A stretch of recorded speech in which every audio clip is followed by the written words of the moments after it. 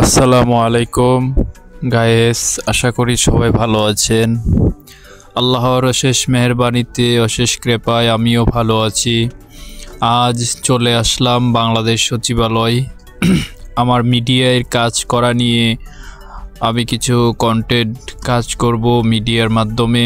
তো সেই বিষয় নিয়ে আজকে আমি বাংলাদেশ সচিবালয় ঢুকলাম, তথ্য মন্ত্রণালয়ে। তো সকলেই দোয়া করবেন, আল্লাহ যেন আমার মনের নেক আশাগুলো পূরণ করেন এবং আমার স্বপ্নটা যেন আমি বাস্তবায়নে রূপান্তর করতে পারি। আমি একজন স্যারের মাধ্যমে পাস নিয়েছি, সচিবালয়ের পাস নিয়ে আমি আজকে ঢুকলাম। আর পাস নিয়েছি এবং উনি গাড়ি দিয়েছে, ওনার গাড়ি বহর করে আসলাম। যাক, আলহামদুলিল্লাহ, সবই আল্লাহর অশেষ কৃপা।